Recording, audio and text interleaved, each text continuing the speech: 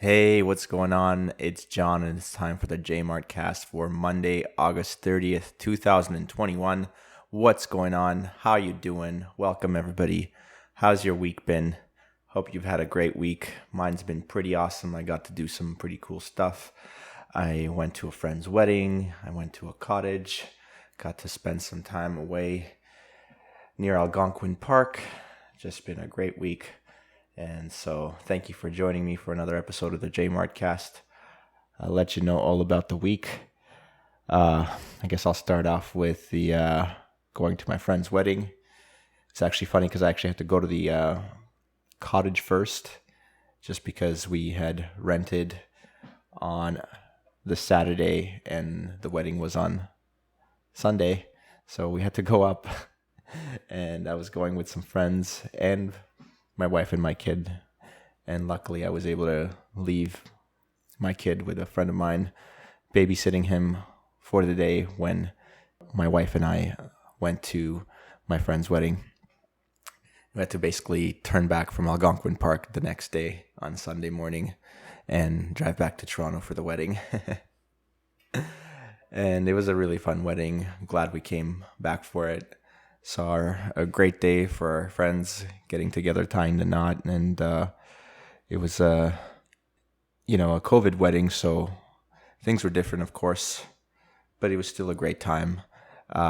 Didn't get to do any dancing, but there was a lot of great conversations with friends and really celebrating the love of our friends and their marriage and the rest of their lives together. And it was funny, actually, because it was my wife's pregnant currently, and it was a very pregnancy-friendly wedding, as part of the fact that you didn't have to dance. That, of course, was very pregnancy-friendly, and there was, long periods of sitting and eating delicious food. So my wife was one of 4 pregnant women at this wedding, which was like 40-plus people, so nearly 10% of the population at this wedding was pregnant. Quite funny and cool. Anyway, really enjoyed my time. Everyone had really great speeches at the wedding from both the maid of honor and the best man. Both sets of parents also had good speeches too. So anyways, enjoyed that. Had quite a bit of wine, delicious wine, might I add, at the wedding. But luckily didn't feel too horrible the next day. Well enough to get on the road by, I think, 10:30. And I don't know, what am I saying? Even earlier than that, we were out of our house by 8 in the morning and got to the cottage near Algonquin Park just before 12. When we got back to the cottage, everything was fine with the kid. He had been fine spending the whole day with my friend and without my wife and I, so that was great. And yeah, we had a great time at this cottage. A lot of fun things happened. We saw some cool wildlife that was great. We saw a blue heron. There was one that was basically living pretty close to where the cottage was, and we saw it multiple times, kind of flying in and out of the same spot. Sometimes kind of just standing there, maybe potentially looking for fish or something in the water, being a predator and all. Sometimes it was just kind of flying, just barely hovering over the water, over the lake water. Really majestic when it flies. It's got such a wide wingspan. And then one of the times I was able to actually on a canoe slowly float towards it. And because I had kind of floated so slowly and didn't paddle as I was coming towards it, it kind of didn't freak out until I got very, very close to it. So I got to see it in a little better detail than I normally get to. And I got to see the nice blue color that the feathers have. And yeah, it was just very cool to see. In terms of other wildlife, I got to see and hear loons quite a lot. Of course, every Canadian loves loons. And, they'll have some pretty awesome calls, of course. Love hearing those. But at this time, I got to see it up close as well. There was actually one of the times I got to see I got to see them twice, but I saw a mother with a baby. And the baby still had the baby feathers, so you could tell It was quite young, and size-wise, it was smaller too. But the mother was full-grown and very majestic. I got to, again, see it pretty up close. They just allowed me to get close and didn't swim away too much, especially with the younger baby who couldn't, I guess, hold its breath for very long. They weren't going underwater for long periods and disappearing on me, so I could kind of just follow them and really get a good look at them. Like I said, they're pretty majestic, really beautiful bird. Got to see its eyes, actually. Like, the eyes are quite red, and that was kind of a little shocking to see for the first time, like almost like devil eyes. I mean, I never imagined that that's what loons look like. You know, when you think of loon, you think of their majestic call, and you think of them like kind of on a loony. But you don't think of like the red eyes. So now I'll definitely have a different perspective on a bird after having that experience. They're also really cool, great swimmers. Of course, I knew that from before, but kind of seeing it up close, really neat to see that as well. What else did I do? There was also saw a lot of birds. Now that I think back on it, I saw a bunch of geese. That was actually kind of a bit of a funny story because me and my buddy were on a floating dock, and we're just hanging out and sunbathing, and I hear a bunch of birds, the goose call, you know, and okay, I'm not going to do it. It's like, sorry. But anyways, I hear a bunch of them kind of going off, and I look off to my left, and I see there's like 5, 6, I think, 6 I saw, kind of hovering over the water, flying towards me, like kind of right at me. I'm like, oh, cool. There's like a whole bunch of them flying this way. And I thought they were just going to like take off and fly up, but they didn't. They were just like flying, hovering over the water, flying towards me and like getting closer and closer. And I'm like calling my buddy and I'm like saying, hey, take a look. It's kind of neat. They're flying towards us. And they kept flying further and further towards us, like closer and closer. I mean, not further and further. And eventually I was like, oh, they're not, I finally realized they're not going to fly over us. They're going to keep flying at us. So I started to panic a little, not too much, but basically I grabbed the floaties that were like on the dock with us that I was using earlier. And they're like pink and white stripes. And I just started like banging them together to kind of like get their attention, get the attention of the geese that like there's something here.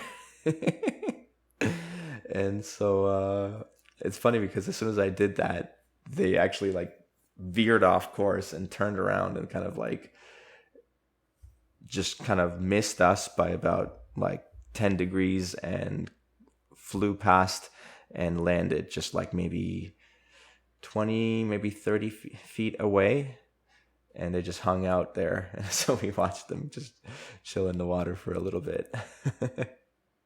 And it just seemed like if we hadn't done that, they would have totally flown over us. And actually we kind of like confirmed that that's what would have happened because we saw the same thing happen the next day, where like a similar group of geese was just like flying just over the water, and this time around they flew right towards the floating dock and right over it, and then kind of circled back around and landed in the same spot. It's like wild to see, actually. Really cool. What else did we do? We did a lot of swimming, of course, and then we had a kayak. We had a pair of kayaks. Got into those and rented a canoe as well. So we did a bunch of water sports. One of the days we had a pretty big trip, actually. Took a half day. We canoed, did like a 2-hour paddle. I did this with my wife and my kid, my 2-year and 3-month-old kid. We did a 2-hour paddle into Algonquin Park itself, and then there's a place where you can basically get out of the canoe and do like a 15-20 minute walk to go see a waterfall. It's called High Falls. So that's what we did. We did a 2-hour paddle with the kid, and it was like, at first everything was going well. He seemed to be liking the canoe, and he was having a good time. And slowly he was getting tired. So what we were actually hoping to happen did happen, is he fell asleep. But it was just because, I guess, he was in a canoe and he was feeling a little hesitant. So the only thing kind of helping him was being like really close to his mom's legs as he was kind of sitting on the canoe. And he fell asleep in a really awkward position, like rested on against her legs. And when like she couldn't really like readjust him very easily. And a little bit later, like a half hour later after he fell asleep, he was in an awkward position and kind of fell forward a little bit and then just bumped his head from falling forward, and he woke up and was just really upset. He didn't get all the rest he needed from his nap, and he woke up in a canoe just in the middle of water on a hot day, and it just was not good for him for that to happen. So he kind of melted down as he woke up. He was pretty upset and started crying like intensely for a good half hour. Luckily, we had already kind of made it 3/4 of the way to where we were going to stop and get out of the boat. So we just had to paddle for like a good half hour, basically kind of by myself in the front, as Carly was tending to the kid and couldn't really help much with the paddling. But it was fine. I was able to do okay just on my own, and she was able to comfort him enough until we finally got out of the boat, and he was much better as soon as we did. And then it was fun because we actually had to do a little bit of like climbing, because it was kind of hard terrain to like, it's a trail that goes up and down till you get to the waterfall. And I was pretty impressed by my kid's ability to be able to like, and the willingness and like to be able to actually go on the trail and like do the climbing necessary to get from where we landed the boats to the actual waterfall. He walked pretty much the whole way there, and then some of the way back, but by then he got tired, so I carried him on the way back. But still pretty impressive for a 2-year-old little kid. And so that was pretty much a half day. We did 2 hours canoeing there, 2 hours back, and about 45 minutes to an hour on land, so about 4 to 5 hours, give or take. And it was a pretty intense day, and given the fact that my wife's also pregnant, so doing something like that with a pregnant woman and a 2-year-old kid is it could be challenging, I guess, but we were able to pull it off, and it was a lot of fun. Let's see what else happened. Oh yeah, we had a bit of a mishap because so when we went to the cottage and dropped my kid off and came back, when we went to the wedding, we carpooled with somebody, and so we took out the car seat from out of the car to have enough space for everyone to fit in to carpool together to the wedding. And then, of course, when we went back to Algonquin, we forgot that we took out the car seat and basically arrived in Algonquin without a way of shuttling our kid back home. And so we had to come up with a plan B. And so we looked up that and found that the closest Canadian Tire, which would likely be selling a car seat for us, was a half hour away. So we got in the car and went and got a car seat. Luckily, we were lucky, and like the Canadian Tire had exactly what we needed. Thank goodness, or else basically we would have had to, I guess, just one of us would have had to leave early, go home, grab the car seat, come back. And that just would not have been fun. That would have been just a terrible time. But so we were able to do that, and we celebrated by getting some fresh cut fries. That was pretty sweet. Classic thing to do when you're up in that northern Ontario area near Algonquin.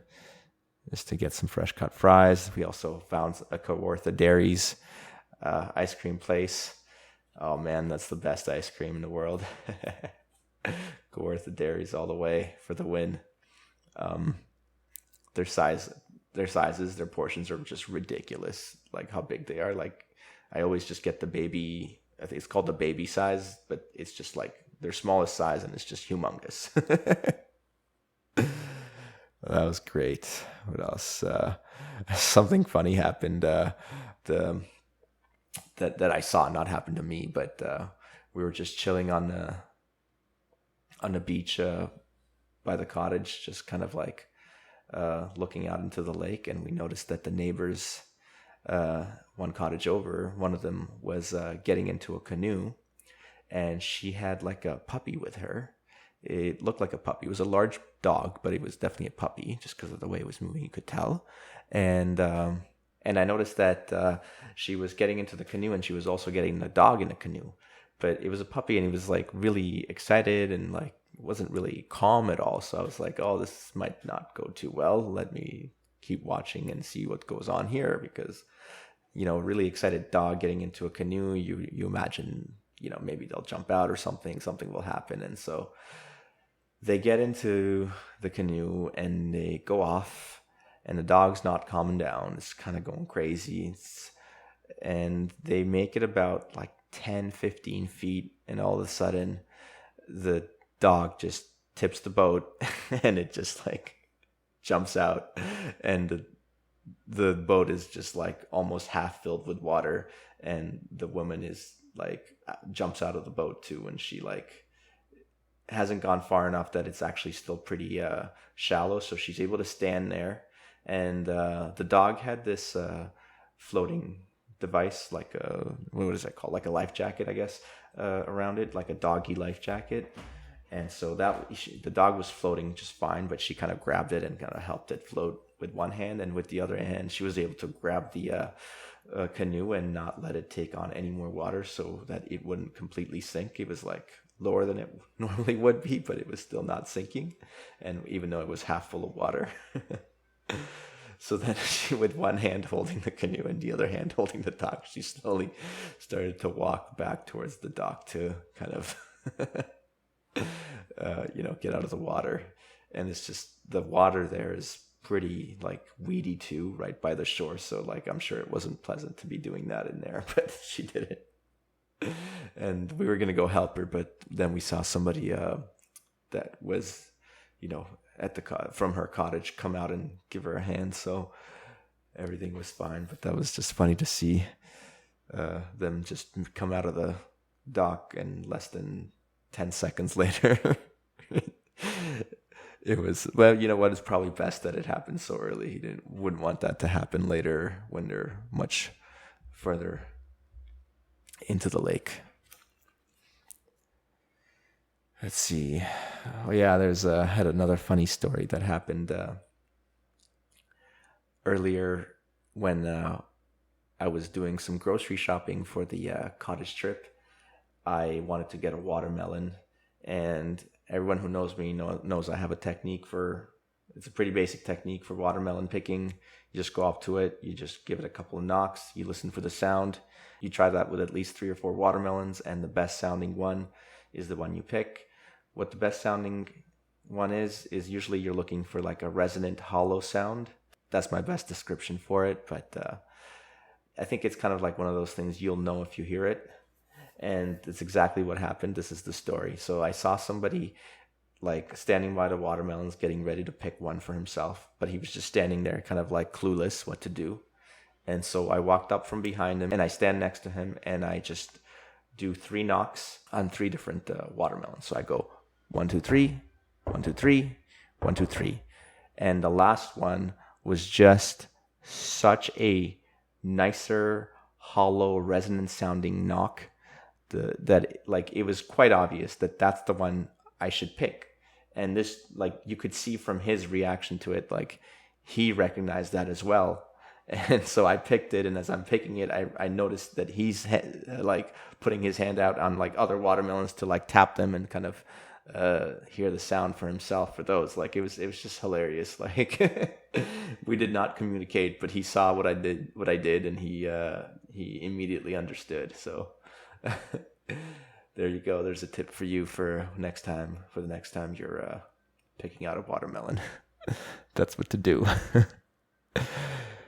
Anyways, that's kind of all I'm gonna talk about for today. I'm gonna keep today's episode short, just over 20 minutes.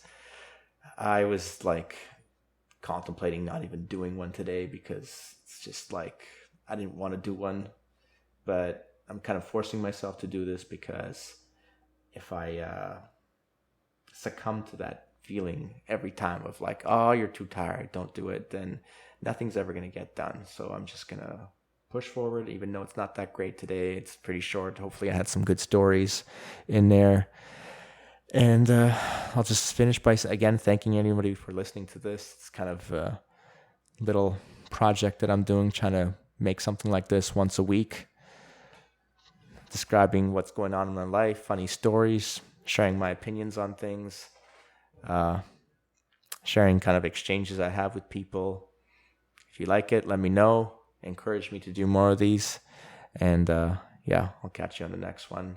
Oh, I guess maybe I should say, like, if you want to reach out, either email me at newsletter@jmartfit.com or just connect with me through social media, jmartfit on both Instagram and Twitter, JMartFit. Look me up. Down to chat. Anyways, take it easy, everybody. Talk to you soon.